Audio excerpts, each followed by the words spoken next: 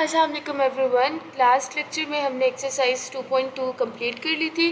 अब हम उधर से ही आगे पढ़ने जा रहे हैं। तो सबसे पहली जो चीज़ अब आपने लर्न करनी है that is elementary row operations.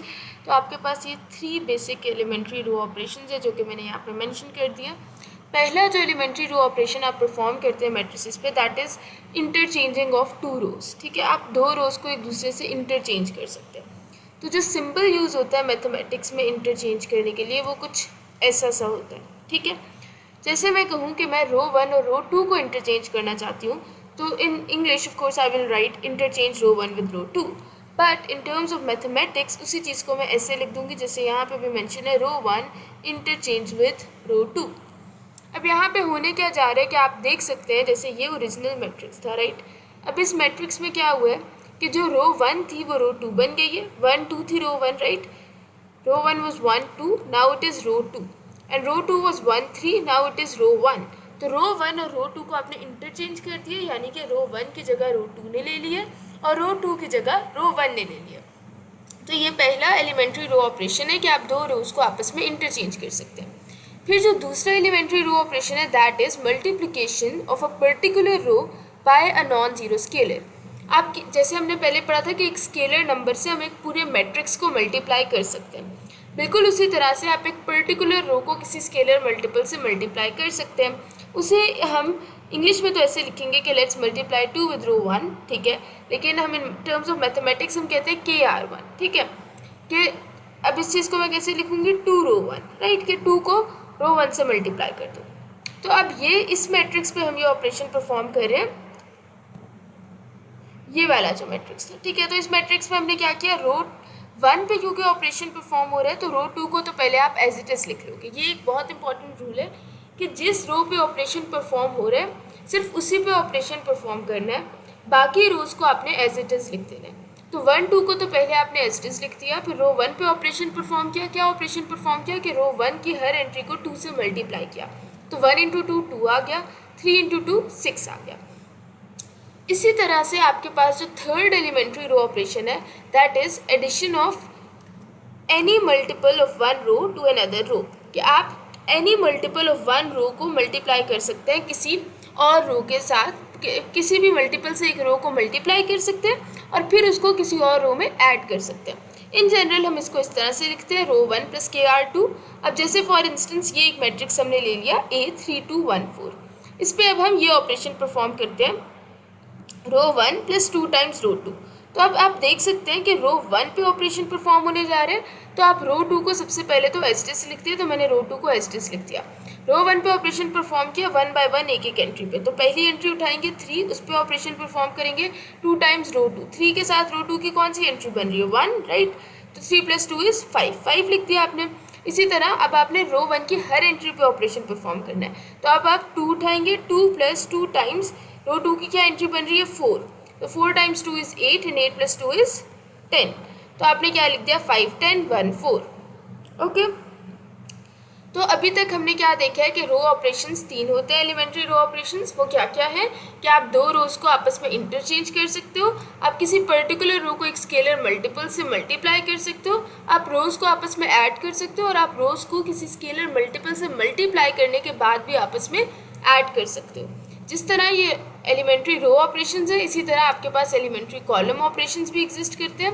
तो अब हम क्या पढ़ने जा रहे हैं, कॉलम ऑपरेशंस और मैट्रिसेस। अब सबसे पहला कॉलम ऑपरेशन क्या है, इंटरचेंजिंग। अच्छा, कॉलम ऑपरेशंस भी वही है, ठीक है, जो रो ऑपरेशंस है वही कॉलम ऑपरेशंस है। तो पहला रो ऑपरेशन क्या था, इंटरचेंजिंग ऑफ 2 रोज। तो पहला कॉलम ऑपरेशन क्या है, interchanging of 2 columns. Let's say आपके पास ये मैट्रिक्स ए गिवन है, इंटरचेंजिंग का सिंबल अगेन सेम रहेगा इस तरह से। अब मैं कहती हूँ कि मैं ये ऑपरेशन परफॉर्म कर रही हूँ कि मैं कॉलम 1 को इंटरचेंज कर रही हूँ कॉलम 2 से। तो अब देखिए कॉलम 1 और कॉलम 2 पे ऑपरेशन परफॉर्म हो रहे हैं। तो सबसे पहले तो आप कॉलम 3 को एज इट इज लिखते हैं। कॉलम 3 को आपने एज इट इज लिख दिया GHI। अब कॉलम 1 और कॉलम 2 को आपने इंटरचेंज करना है, मतलब जो कॉलम 2 है, कॉलम वर्टिकली होता है, तो कॉलम 2 को उठा के आपने कॉलम 1 की जगह पे लिख दिया और कॉलम 1 को उठा के आपने कॉलम 2 की जगह पे लिख दिया। इनकी जगह स्वैप कर दी, that is what we call interchanging. दूसरा रो ऑपरेशन क्या था कि आप किसी एक पर्टिकुलर स्केलर के से किसी एक पर्टिकुलर रो को मल्टीप्लाई कर सकते हैं। तो कॉलम ऑपरेशन दूसरा क्या रहेगा कि आप किसी एक कॉलम को किसी के से मल्टीप्लाई कर सकते हैं। तो लेट्स से कि हम 2 को मल्टीप्लाई कर लेते हैं, कॉलम 2 को मल्टीप्लाई कर लेते हैं 3 से इस अबव मैट्रिक्स में। ठीक है, इस मैट्रिक्स की बात करें, हम इस मैट्रिक्स पे ऑपरेशन परफॉर्म करेंगे। क्या ऑपरेशन परफॉर्म करेंगे कि हम 3 टाइम्स कॉलम 2 कर लेंगे, कॉलम 2 को हम 3 से मल्टीप्लाई कर लेंगे। तो देखिए कॉलम 2 पे ऑपरेशन परफॉर्म होने जा रहे हैं। तो पहले तो आप कॉलम 1 और कॉलम 3 को एज इट इज लिख लें, कॉलम 1 और कॉलम 3 को 1 से आपने एज इट इज लिख दिया। अब कॉलम 2 को आप 3 से मल्टीप्लाई करते हैं, तो 3 मल्टीप्लाई बाय ए 3a आ गया, 3 मल्टीप्लाई बाय बी 3b आ गया और 3 मल्टीप्लाई बाय सी 3c आ गया। अब हमने वही 2 रो ऑपरेशन जो परफॉर्म किए थे वही सेम कॉलम ऑपरेशन भी परफॉर्म कर लिए।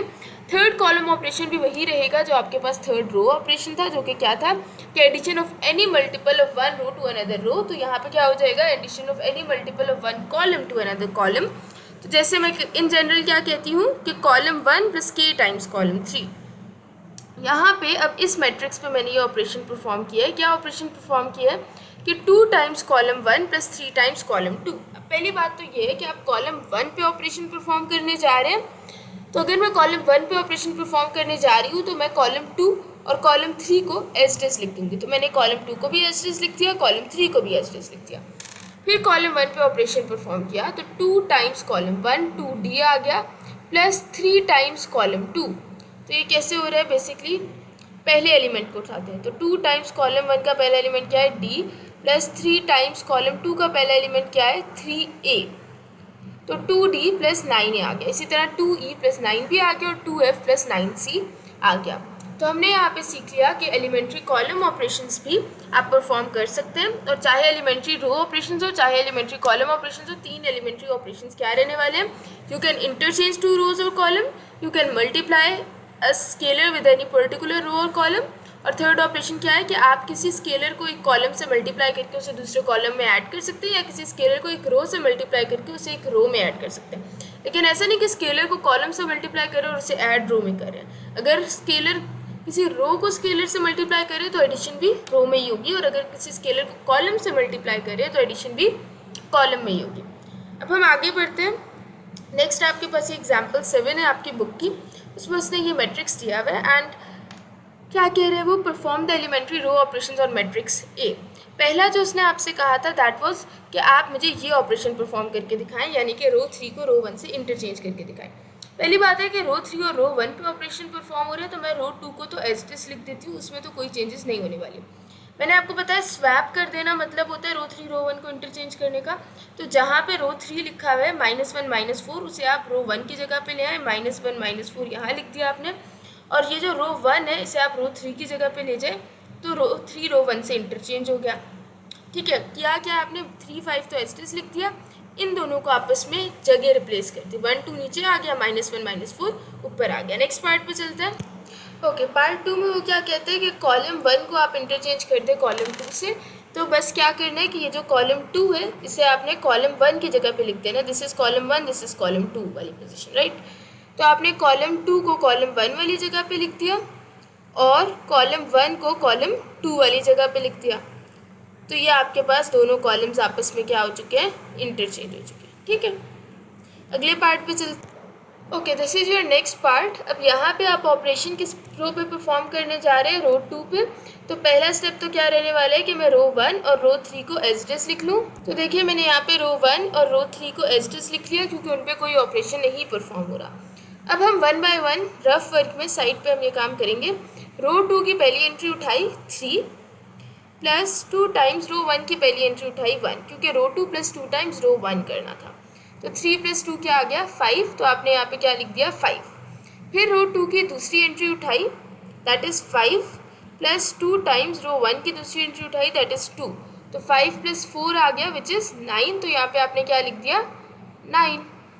ठीक है, तो जिस रो पे ऑपरेशन परफॉर्म करना है उसी को चेंजेस आएंगे, बाकी रोज आप एज इट इज लिखेंगे। अगले पार्ट पे चलते हैं। ओके, फोर्थ पार्ट है आपके पास कॉलम 2 माइनस कॉलम 1। तो क्योंकि आप कॉलम 2 पे ऑपरेशन परफॉर्म कर रहे हैं यहाँ पे, तो आप कॉलम 1 को पहले तो एज इट इज लिख लें। ओके, अब देखिए क्योंकि कॉलम 2 पे ऑपरेशन परफॉर्म हो रहा था तो हमने कॉलम 1 को एज इट इज लिख लिया। अब कॉलम 2 की हर एंट्री को कॉलम 1 की हर एंट्री से माइनस करना है। तो सबसे पहले क्या करना है, इस 2 को 1 से माइनस करना है क्योंकि 2 फर्स्ट एंट्री है ना कॉलम 2 की और 1 फर्स्ट एंट्री है कॉलम 1 की। तो 2 - 1 किया तो आपके पास 1 आ गया। इसी तरह से आपने 5 माइनस 3 कर लेना है, ठीक है, क्योंकि सेकेंड एंट्री क्या है कॉलम 2 की 5 और सेकेंड एंट्री कॉलम 1 की क्या है 3, तो 5 माइनस 3 क्या, तो क्या आ गया 2 आ गया। ओके, अब आपने कॉलम 2 की थर्ड एंट्री को, एक चीज़ मैं यहाँ पे मेंशन कर रही हूँ, कॉलम 2 की थर्ड एंट्री को कॉलम 1 की थर्ड एंट्री से सब्ट्रैक्ट करना है। तो कॉलम 2 की थर्ड एंट्री क्या है -4 माइनस कॉलम 1 की फर्स्ट एंट्री क्या है -1, तो ये क्या आ गया -4 + 1 विच विल गिव मी -3। तो यहाँ पे मैं क्या लिखने जा रही हूँ -3, ठीक हो गया। ओके, जब इसी क्वेश्चन का 5th पार्ट है उसमें आपने क्या करना है रो 1 -4 टाइम्स रो 3 करना है।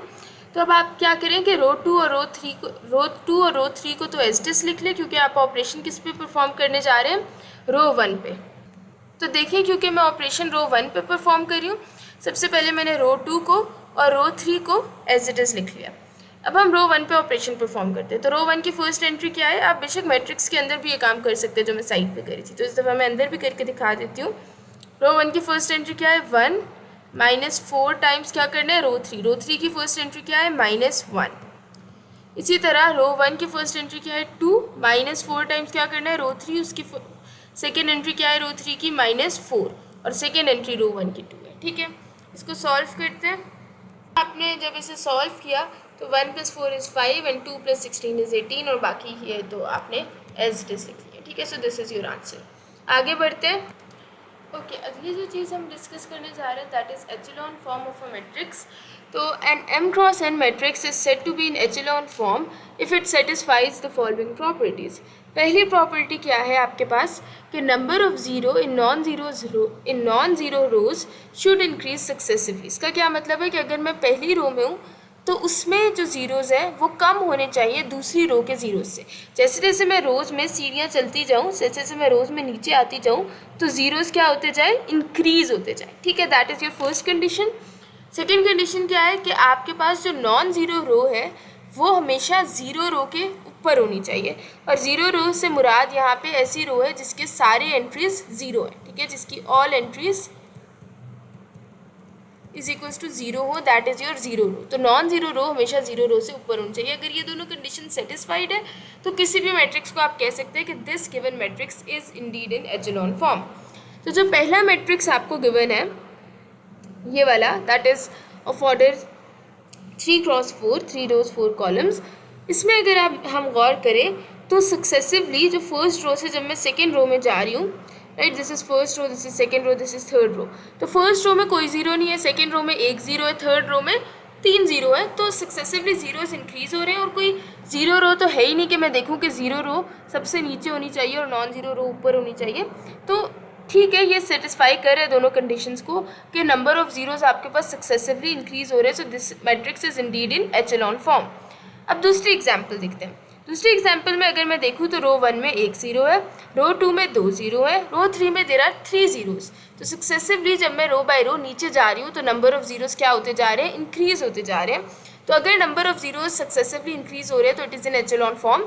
And the second condition that I have to check is कि जो ज़ीरो रो है उससे ऊपर जो रोज़ हैं जितनी भी वो सब क्या होनी चाहिए, नॉन ज़ीरो होनी चाहिए। So this is my zero row, इससे ऊपर की रोज़ नॉन ज़ीरो है। अगर किसी भी रो का एक एंट्री भी नॉन ज़ीरो है तो that is a non zero row. तो जो ज़ीरो रो है उससे ऊपर की रोज़ मेरे पास नॉन ज़ीरो है, इसलिए क्योंकि दोनों कंडीशन सेटिस्फाई हो रही है, this matrix is also in echelon form. Coming to the third example, अगर हम इस मैट्रिक्स को देखें तो इस मैट्रिक्स में फर्स्ट रो में कितने ज़ीरोज़ हैं, 2 ज़ीरोज़ हैं, सेकेंड रो में कितने ज़ीरोज़ हैं, 1 ज़ीरो है, और फिर थर्ड रो में देयर आर 3 ज़ीरोज़। लेकिन अगर हम सक्सेसिवली नीचे जाएँ तो ज़ीरोज़ तो इंक्रीज़ होने चाहिए, यानी अगर सेकेंड रो में 2 ज़ीरोज़ थे तो थर्ड रो में 3 या 4 ज़ीरोज़ होने चाहिए थे, ज़्यादा ज़ीरोज़ होने चाहिए थे। लेकिन यहाँ पे क्या है, सेकेंड रो में एक ज़ीरो है, तो number of zeros successively increase नहीं हो रहे, और नॉन ज़ीरो रो तो है ही नहीं इस मैट्रिक्स में कि हम नॉन ज़ीरो रो वाली कंडीशन चेक करें। लेकिन अगर एक भी कंडीशन सेटिस्फाई नहीं हो रही तो हम क्या कहेंगे कि this matrix is not in echelon form. ठीक है, अब रिड्यूस्ड एचेलॉन फॉर्म डिस्कस करते हैं। ओके, अब रिड्यूस्ड एचेलॉन फॉर्म के लिए पहली बात क्या है कि वो एचेलॉन फॉर्म तो होगी, ठीक है। अगर कोई मैट्रिक्स रिड्यूस्ड एचेलॉन फॉर्म में है तो it must be in echelon form. This is a very important point, ठीक है, कि अगर कोई मैट्रिक्स रिड्यूस्ड एचेलॉन फॉर्म में है तो रिड्यूस्ड एचेलॉन फॉर्म में होने से पहले it must be in echelon form. और दूसरी क्या बात है कि A11 position leading entry should be 1, ठीक है, कि जो आपके पास A11 पोजीशन ये बनती है ना, फर्स्ट रो फर्स्ट कॉलम, ये वाली जो एंट्री है ये 1 होनी चाहिए। बाकी सारी कंडीशंस वही एचेलॉन फॉर्म वाली है, लेकिन लीडिंग एंट्री 1 होनी चाहिए। और यूजुअली आपके पास जो रिड्यूस्ड एचेलॉन फॉर्म होती है वो कुछ इस तरह से दिखती है कि 3x3 मैट्रिक्स के लिए रिड्यूस्ड एचेलॉन फॉर्म हमेशा यही रहती है, दैट इज़ 1 0 0 0 1 0 एंड 0 0 1। आगे बढ़ते हैं। आगे एक और चीज़ जो हम यहाँ पे डिस्कस कर लेते हैं quickly, that is rank of a matrix. तो रैंक ऑफ अ मैट्रिक्स आपके पास तब आता है जब आप किसी भी मैट्रिक्स को उसकी उसकी एचेलॉन या रिड्यूस्ड एचेलॉन फॉर्म पे लेके जाते हैं, ठीक है, ऑपरेशंस परफॉर्म करके, और उधर से आप जो है वो नंबर ऑफ नॉन ज़ीरो रोज देखते हैं तो वो आपको रैंक बता देता है, ठीक है। अभी जब हम रैंक का कोई क्वेश्चन करेंगे तो उससे ज़्यादा क्लियर अंडरस्टैंडिंग हो जाएगी, लेकिन the point that you have to focus here is कि एचेलॉन फॉर्म में भी ले जा सकते हैं मैट्रिक्स को और रिड्यूस्ड एचेलॉन फॉर्म में भी ले जा सकते हैं, दोनों से आपके पास रैंक आपको मिल जाता है, ठीक है। अब हम चलते हैं इन्वर्स ऑफ अ मैट्रिक्स। पहले हमने एडजॉइंट मेथड से इन्वर्स फाइंड करना सीखा था, अब हम रो ऑपरेशंस के थ्रू इन्वर्स फाइंड कर रहे होंगे, ठीक। अच्छा, अब हम लोग इन्वर्स से फाइंड करना सीख रहे हैं, लेकिन इन्वर्स में आपको डायरेक्टली इस क्वेश्चन से ही हमें दूसरा रो ऑपरेशन से इन्वर्स फाइंड करना आ जाएगा। तो अभी हम दूसरा मेथड यूज़ करेंगे, जॉइंट वाला मेथड नहीं यूज़ करेंगे, लेकिन पहले हम ए डिटर्मिनेंट फाइंड कर लेते हैं 3x3 मैट्रिक्स का, ताकि हमें पता चल जाए कि कहीं मैट्रिक्स सिंगुलर तो नहीं है, क्योंकि अगर डिटर्मिनेंट 0 आ जाए और सिंगुलर मैट्रिक्स आ जाए तो इन्वर्स ही नहीं एग्जिस्ट करता। तो इसलिए हम क्या करते हैं, पहले तो डिटर्मिनेंट फाइंड करते हैं, और जो हमारी प्रैक्टिस में है we are expanding it by row. Okay, यहाँ पे आपने मेंशन कर लिया एक्सपैंड बाय रो 1। अब इसे परफॉर्म करते हैं ऑपरेशंस को। 2 is at position 1 1, so first row and first column gets cancelled and you're left with 4 2 2 minus 2, right, minus 3 लिख लिया आपने, this is at position 1 2, so first row and second column gets cancelled and you're left with 5 minus 1 2 minus 2। Third entry के साथ हमेशा आप खुद से positive sign enter करते हैं, सेकंड के साथ खुद से नेगेटिव साइन एंटर करते हैं, इसलिए -3 आया, +1, this one is at position 1 3, so first row and third column gets cancelled and you are left with 5 4। अब ये तो आ गया ना, हमें ये तो हम बहुत दफ़ा कर चुके हैं, -1 2, राइट।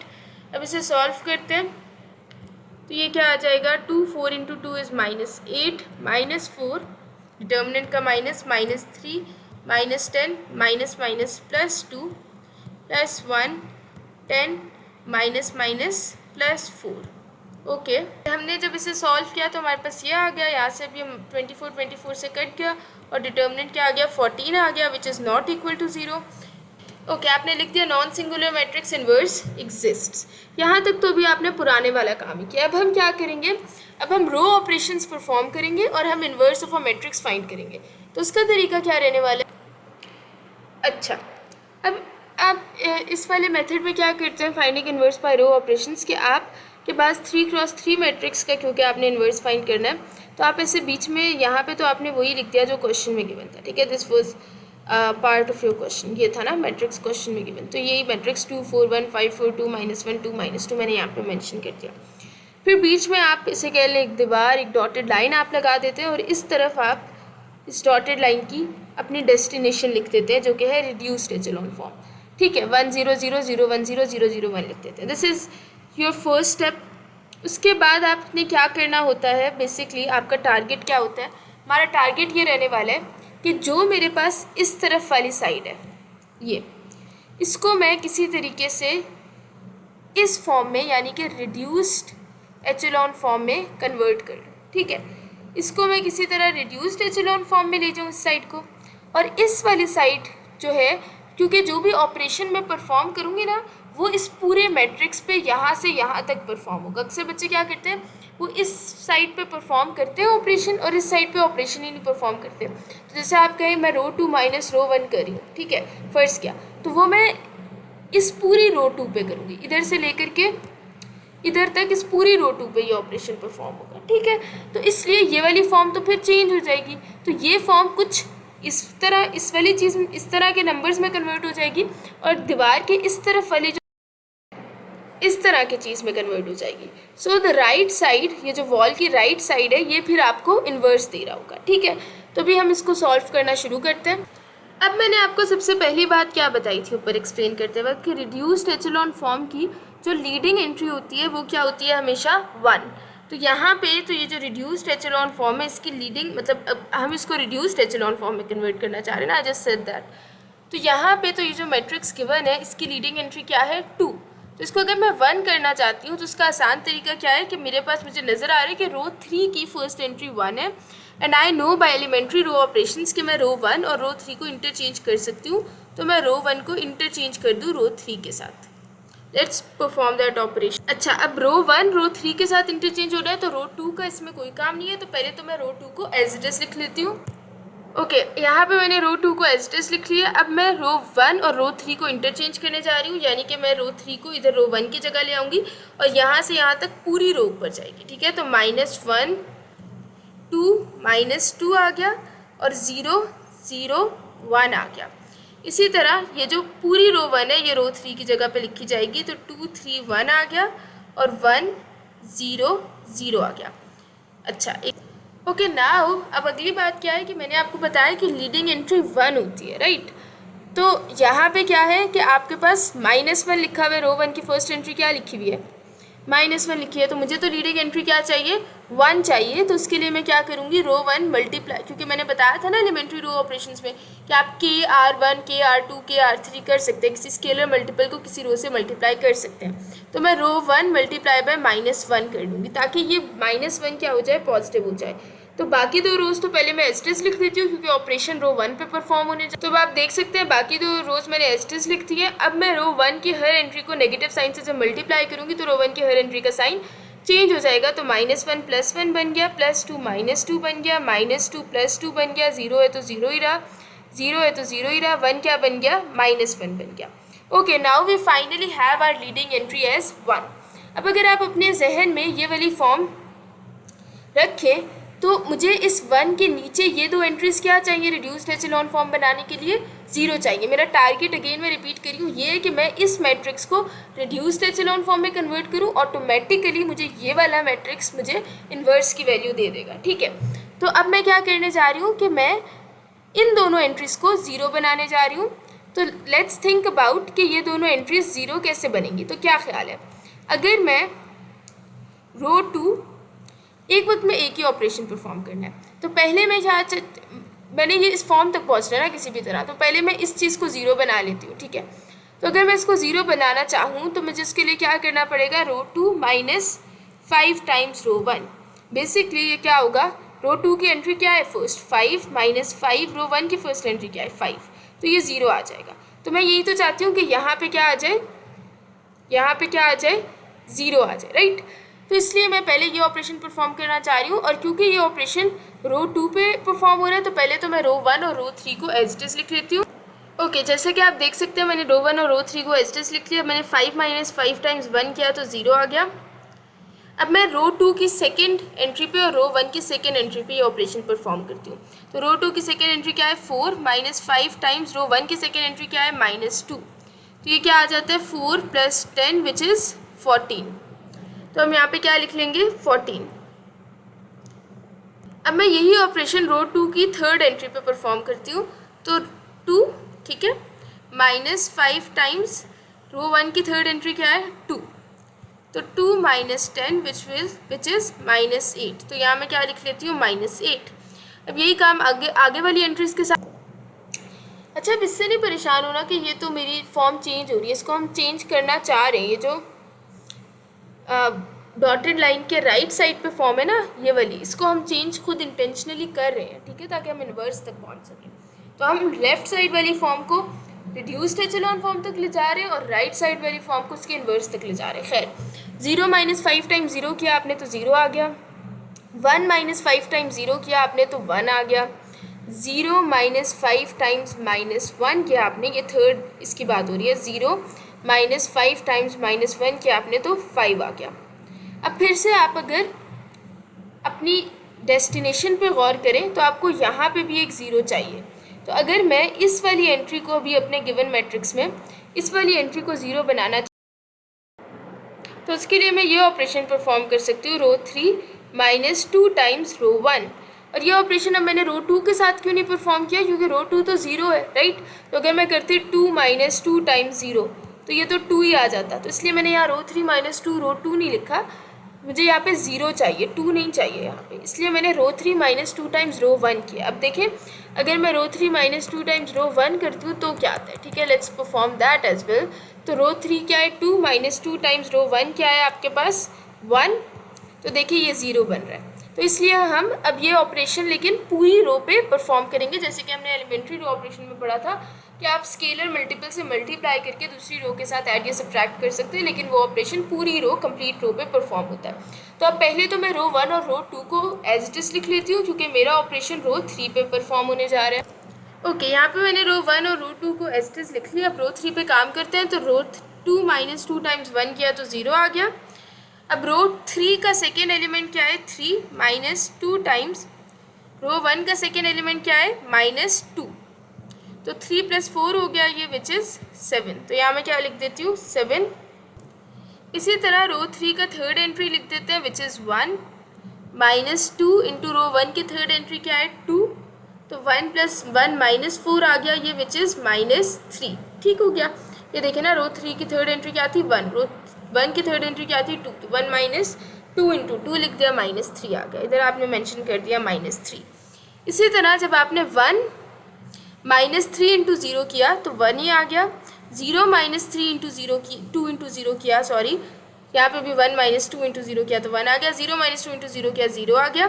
फाइनली थर्ड आखिरी एलिमेंट यहाँ पे मैंने क्या करना है 0, ठीक है, -2 इंटू रो 1 क्या पे क्या लिखा हुआ है -1, तो 0 + 2 आ गया विच इज़ 2।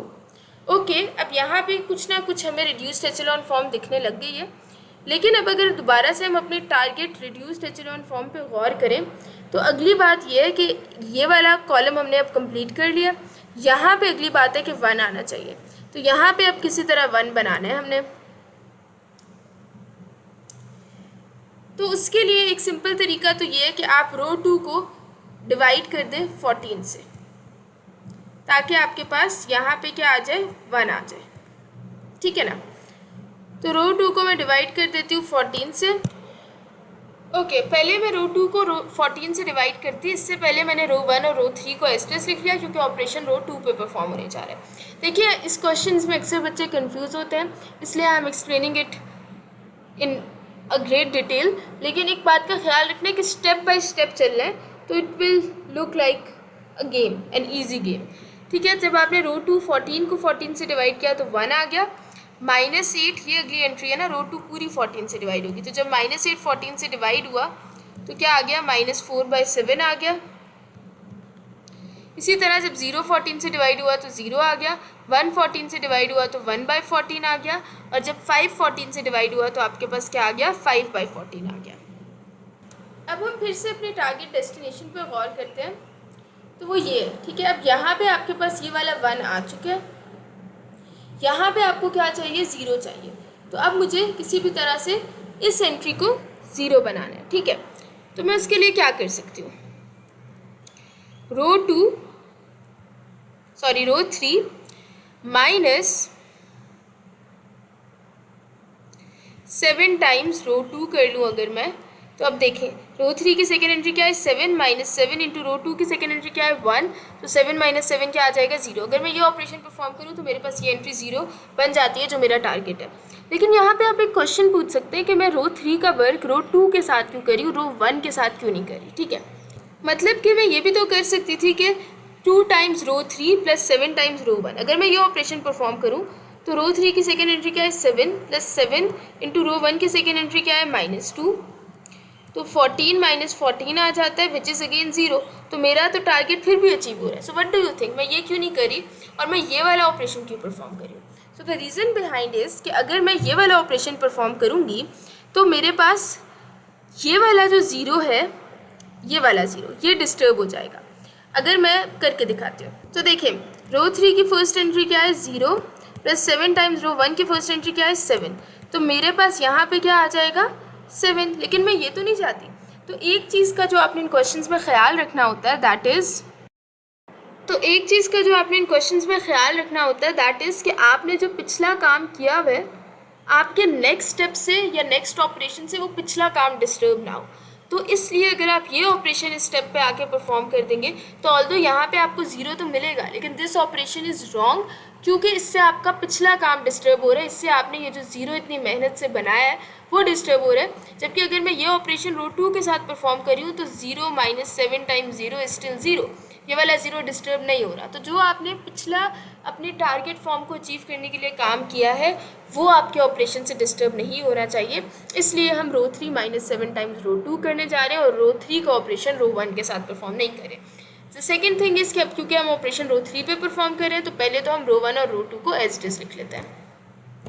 ओके, रो 1 और रो 2 को मैंने यहाँ पे एज इट इज़ लिख लिया। अब रो 3 पे ऑपरेशन परफॉर्म होगा तो 0 - 7 टाइम्स 0 0 आ गया, 7 - 7 टाइम्स 1 इज़ 0। अब हम इस वाली एंट्री पे ऑपरेशन परफॉर्म करते हैं तो -3 - 7 इंटू रो 2 की क्या एंट्री बन रही है कॉरिस्पॉन्डिंग -4/7, ठीक है। तो ये 7 इस 7 से कैंसिल हो गया, -3 + 4 आ गया यहाँ से, राइट, -3 + 4 जो कि क्या दे देगा आपको 1। अब अगर मैं 1 - 7 टाइम्स 0 करूँ तो क्या आ जाएगा 1 आ जाएगा। इसी तरह अगर मैं अब 0 - 7 टाइम्स 1/14 करूँ, क्योंकि रो 2 पे क्या लिखा हुआ है 1/14, तो क्या आ जाएगा -1/2 आ जाएगा। इसी तरह अगर मैं 2 - 7 टाइम्स रो 2 पे क्या लिखा हुआ है 5/14 करूँ तो क्या आ जाएगा 2 - 5/2 आ जाएगा, तो ये भी -1/2 आ जाएगा। ओके, अब अगर आप अपनी टारगेट डेस्टिनेशन पे दोबारा से गौर करें तो वो ये है, ठीक है। अब आपने ये वाली चीज़ कंप्लीट कर लिया कि आपने यहाँ पे 0 1 0 बना लिया, सॉरी ये वाली चीज़ कंप्लीट कर लिया, थर्ड रो आपने 0 0 1 बना लिया, ठीक है। अब आपको यहाँ पे 0 1 पड़ा हुआ है, राइट, सेकेंड रो में 0 1 पड़ा हुआ है, इसको आपने किसी तरह 0 बनाना है। ऐसे ही है, अगर आप ऊपर जाके गौर करें तो 0 1 0 होना चाहिए, तो ये वाली जो एंट्री है दिस मस्ट बी 0 नाउ। तो इसको 0 आप कैसे बना सकते हैं, अब आपने चूज़ करना है कि मैं इसका ऑपरेशन रो 3 के साथ परफॉर्म करूं कि मैं इसका ऑपरेशन रो 1 के साथ परफॉर्म करूं, रो 2 का, ठीक है, क्योंकि मैंने रो 2 पे काम करना है ना, -4/7 को 0 बनाना है। तो अगर मैं इसका ऑपरेशन रो 1 के साथ परफॉर्म करूंगी तो मैं जैसे ही रो 1 के साथ ऑपरेशन परफॉर्म करूंगी, चाहे मैं 0 में कुछ भी ऐड या सब्ट्रैक्ट करूं या 0 सीधा रो 2 + रो 1 कर लूँ, तो तब भी मेरे पास ये वाला 0 क्या हो जाएगा डिस्टर्ब हो जाएगा। So I don't want to disturb my previous work, तो इसलिए मैं क्या करने जा रही हूँ, मैं ऑपरेशन रो 1 के साथ नहीं रो 3 के साथ परफॉर्म करने जा रही हूँ। और ऑपरेशन क्या रहने वाला है रो 2, क्योंकि ये ऑलरेडी इसके साथ एक नेगेटिव साइन है तो इसलिए +4/7 टाइम्स रो 3। एक दफ़ा परफॉर्म करके भी देख लेते हैं। रो 2 का थर्ड एंट्री क्या है -4/7 + 4/7, रो 3 की थर्ड एंट्री क्या है 1, तो -4/7 + 4/7 क्या दे देगा 0। यहाँ पे हम क्या लाना चाह रहे हैं बेसिकली 0, इसलिए हम ये ऑपरेशन परफॉर्म करते हैं अब। ओके, पहले तो मैं रो 1 और रो 3 को एज इट इज़ लिख देती हूँ क्योंकि ऑपरेशन रो 2 पे परफॉर्म होने जा रहा है। ओके, अब आपने रो 2 + 4/7 टाइम्स 0 किया तो 0 + 0 क्या आ गया 0 आ गया, ठीक है, ये 0 डिस्टर्ब नहीं हुआ जो मैं चाहती थी कि डिस्टर्ब ना हो। फिर मैंने 1 + 4/7 टाइम्स 0 किया तो क्या आ गया 1 आ गया, ठीक है, ये 1 भी डिस्टर्ब नहीं हुआ और मैं यही चाहती थी कि मेरा 1 भी डिस्टर्ब ना हो क्योंकि 0 1 तो रिड्यूस्ड एचेलॉन फॉर्म में ही है ऑलरेडी। फिर मैंने -4/7 + 4/7 × 1 किया तो जैसे कि अभी मैंने करके दिखाया था क्या आ गया 0 आ गया। फिर यहाँ पे आते हैं 0 + 1, ठीक है, ये वाली एंट्री 0 + 1 + 4/7 × 1 क्या आ गया 4/7 आ गया। अब अगले उस पर अच्छा, अब अगला एंट्री उठाएं रो 2 की, तो वो क्या है 1/14, ऐसे है ये 1/14 + 4/7 × रो 3 करना है, ठीक है, रो 1 नहीं कर देना, रो 3 करना है, ठीक है। तो इंटू रो 3 किया तो क्या है वो -1/2। जब मैंने ये ऑपरेशन परफॉर्म किया तो ये क्या, तो ये आ गया -3/14, इधर लिख लेते हैं -3/14। फिर अब मैं रो 2 की आखिरी एंट्री उठाती हूँ, वो क्या है 5/14, तो 5/14 + 4/7 इंटू रो 3 क्या है आपके पास -1/2। तो ये क्या आ गया आपके पास 1/14। ठीक है। अच्छा, अब अगर आप अपनी टारगेट डेस्टिनेशन जहन में रखें तो सेकेंड रो 0 1 0 ही चाहिए थी, वो हो गई है। थर्ड रो 0 0 1 ही चाहिए थी, वो हो गई है। बस फर्स्ट रो का मसला रह गया, वो आपको क्या चाहिए थी 1 0 0 चाहिए थी। तो अगर मैं फर्स्ट रो को 1 0 0 बनाना चाहती हूँ तो पहले मैं क्या कर लेती हूँ, रो 1 + 2 टाइम्स रो 2। इससे क्या होगा, एक तो मेरा जब ये 1 इस 0 के साथ ऐड होगा तो उस पर कोई इम्पैक्ट नहीं पड़ेगा, 1 1 ही रहेगा, तो मेरी लीडिंग एंट्री डिस्टर्ब नहीं होगी। दूसरा क्या है कि रो 1 की दूसरी एंट्री अगर आप देखें तो -2 है, +2। रो 2 की दूसरी एंट्री अगर आप देखें तो 1 है, तो ये आपके पास 0 दे देगा, और मैं यही चाहती हूँ कि यहाँ पे 0 आ जाए। So let's perform this operation. पहली बात है, ऑपरेशन रो 1 पे परफॉर्म हो रहा है, तो let's write row 2 and row 3 as it is. Okay, अब यहाँ पे मैंने रो 2 और रो 3 को एज इट इज़ लिख लिया। अभी ऑपरेशन परफॉर्म करते हैं। तो 1 + 2 times 0 is 1 + 0 which is simply 1। -2 + 2 आपके पास 0 दे देगा। यहाँ पे अगर मैं ऑपरेशन परफॉर्म करूँ थर्ड एलिमेंट पे, तो 2 + 2 टाइम्स रो 2 का थर्ड एंट्री क्या है 0, तो ये आपको सिंपली 2 दे देगा। आगे बढ़ते हैं। तो आपने क्या करना है, रो 1 0 + 2 टाइम्स रो 2 क्या है 4/7, तो ये आपको क्या दे देगा 8/7। इसी तरह हमने लिख दिया 0 + 2 × -3/14, तो ये क्या आ जाएगा -6/14, राइट। और थर्ड एंट्री पे भी ऑपरेशन परफॉर्म कर, तो ये आपको क्या दे देगा -12/14 विच इज़ सिंपली 6/7। तो -6/7 लिख लेते हैं इधर। एक्चुअली ये 6/14 भी फर्दर सिंप्लीफाई हो सकता है, तो 3/7 लिख देते हैं इसको। ओके, अब फाइनली आपके पास सिर्फ इस रो 1 की आखिरी एंट्री का मसला रह गया। या आप इसको क्या बनाना चाह रहे हैं, 0 बनाना चाह रहे हैं, तो आप रो 1 का ऑपरेशन किसके साथ परफॉर्म कर लेंगे, रो 3 के साथ, ताकि रो 1 की लास्ट एंट्री क्या बन जाए 0 बन जाए। तो मैं क्या करने जा रही हूँ, रो 1 -2 टाइम्स रो 3। क्योंकि ऑपरेशन रो 1 पे परफॉर्म हो रहा है तो पहले तो रो 2 और रो 3 को एस्टिस। ओके, यहाँ पे मैंने रो 2 और रो 3 को एस्टिस लिख लिया। अब मैं रो 1 पे ऑपरेशन परफॉर्म करूँगी, और यहाँ पे मैं देख सकती हूँ कि मेरे इस ऑपरेशन से ये वाली चीज़ 0 हो जाएगी। 2 - 2 टाइम्स 1 इज़ 0, लेकिन जो मेरे ऑलरेडी 1 0 बना हुआ है रो 1 में वो डिस्टर्ब नहीं होगा। ठीक है, तो जब मैंने 1 - 2 टाइम्स 0 किया तो मेरे पास 1 आ गया। इसी तरह जब मैंने 0 - 2 टाइम्स 0 किया तो मेरे पास 0 आ गया, और जब मैंने 2 - 2 टाइम्स 1 किया तो मेरे पास 0 आ गया। तो गौर करें तो आप फाइनली रिड्यूस्ड एचेलॉन फॉर्म पे पहुंच चुके हैं। अब आपने वॉल के उस तरफ वाली सारी एंट्रीज पे भी यही काम करना है। रो 1 की पहली एंट्री क्या है 8/7 -2 टाइम्स रो 3 की पहली एंट्री क्या है 1, तो ये आपके पास इधर से -6/7 निकल के आ गया। इधर मेंशन कर लेते हैं -6/7। अब देखिए रो 1 की दूसरी एंट्री क्या है -3/7 -2 इंटू रो 3 की दूसरी एंट्री क्या है आपके पास -1/2। This 2 gets cancel with this 2। तो आप देख सकते हैं जैसे कि यहाँ पे मैंने इसको जब सॉल्व किया तो मेरे पास आ गया 4/7। इसी तरह रो 1 की थर्ड एंट्री क्या है आपके पास -6/7 -2 इंटू रो 3 की थर्ड एंट्री क्या है आपके पास -1/2। तो इसको जब मैंने पूरा सॉल्व कर लिया तो ये मेरे पास आ गया 1/7। तो अब आप क्योंकि रिड्यूस्ड एचेलॉन फॉर्म तक पहुंच चुके हैं तो आप फाइनली लिख सकते, तो यहाँ पे आपने फाइनली अपना आंसर लिख दिया। क्योंकि ये वाली चीज़ जो है वो रिड्यूस्ड एचेलॉन फॉर्म है, तो ये वाली चीज़ आपको आपका ए इनवर्स दे रही है। ठीक है, अब कुछ बुक्स में इसका आंसर इस एग्जाम्पल का गलत लिखा हुआ है, so please don't get confuse by that, this is the correct solution. आपने इसी तरह इस क्वेश्चन को लेके चलना है, एंड आई होप बहुत अच्छी अंडरस्टैंडिंग होगी अब इस चीज़ की।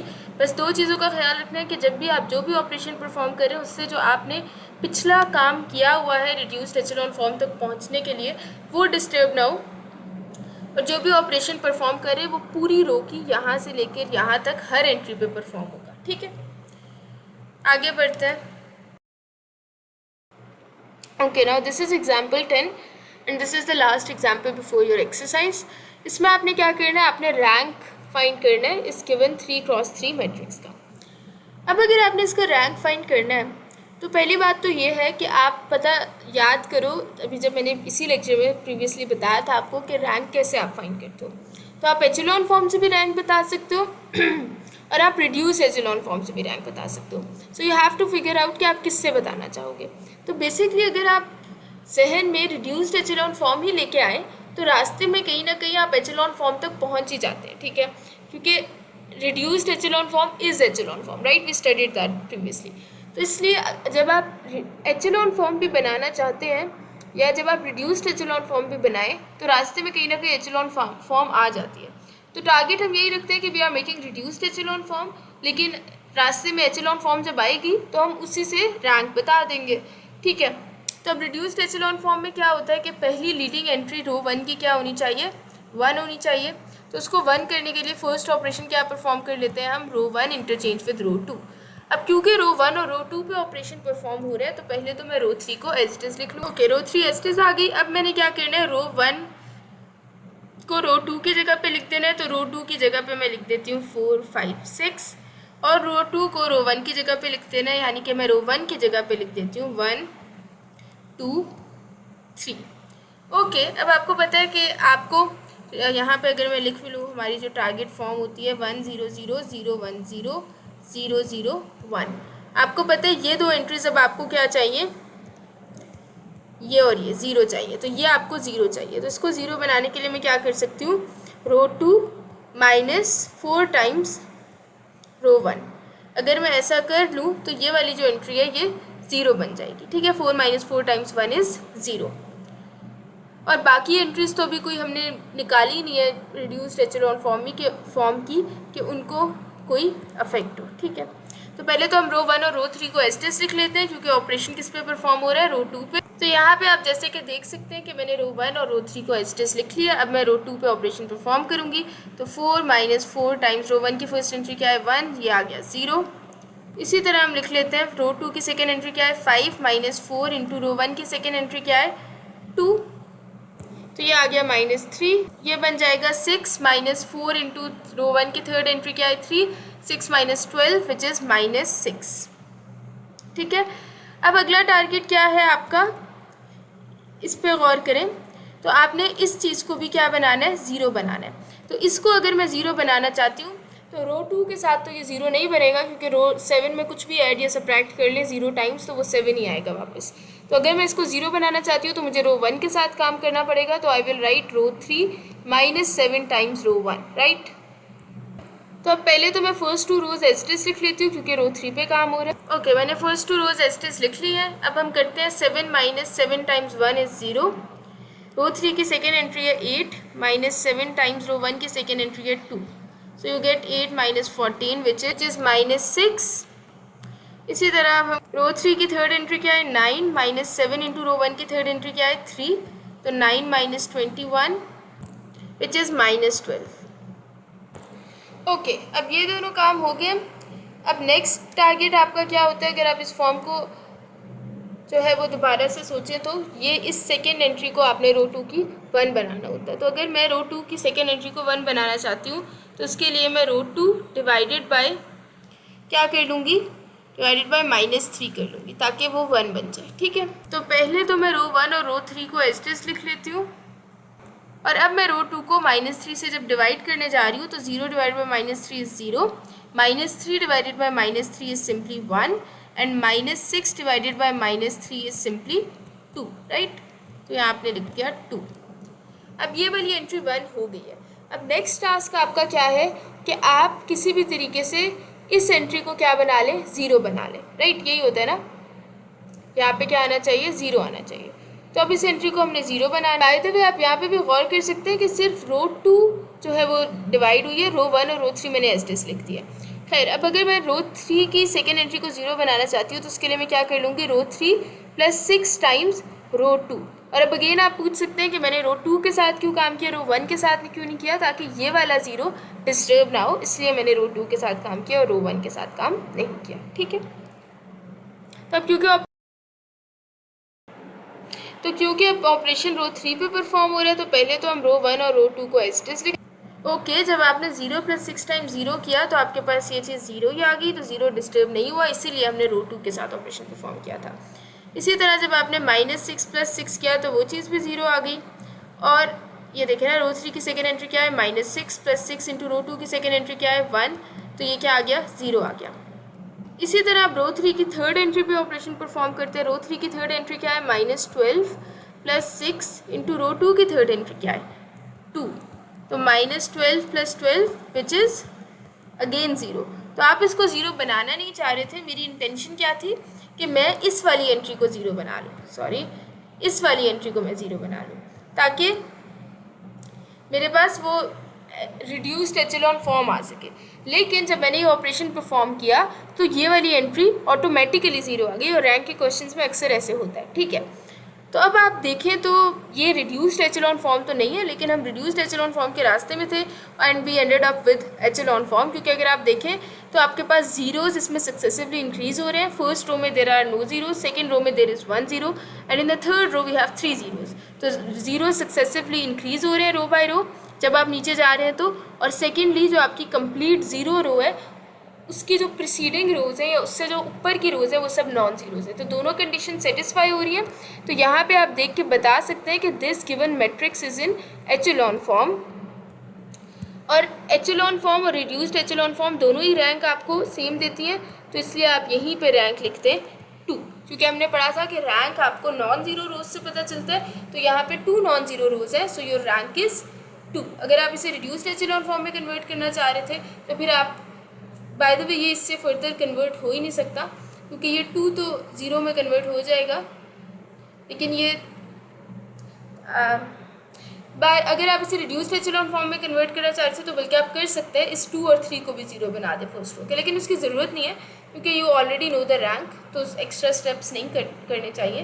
तो इसलिए आप यहीं से बता दें, अगर आप वो कर भी लेंगे तो 1 0 0 भी तो आपके पास एक नॉन ज़ीरो रो ही होगी, तो रैंक आपके पास सेम ही रहेगा, ठीक है। Okay, so that's it from this video. Basically इस वीडियो का पर्पस ये था कि आपकी थोड़ी सी अंडरस्टैंडिंग डेवलप की जाए before we proceed towards the exercise of this particular of these topics, ठीक है। तो अब जिस बंदे ने भी ये वीडियो देख ली है उसके सारे कॉन्सेप्ट्स क्लियर हैं, अब एक्सरसाइज हम इजीली कर लेंगे, ठीक है। तो इंशाल्लाह नेक्स्ट वीडियो में we will proceed towards the exercise, and I hope you enjoyed this video and you learned something from it. If you did, then please don't forget to subscribe to my channel and click the bell icon. Other than that, if you have any queries related to this particular topic या वैसे भी अगर कोई discussion करना चाह रहे हैं आप, या if you have liked my video, तो enjoy किया आपने वीडियो तो उस बारे में कमेंट कर दें. Please do comment in my video, and this is it from this video. Thank you and Allah.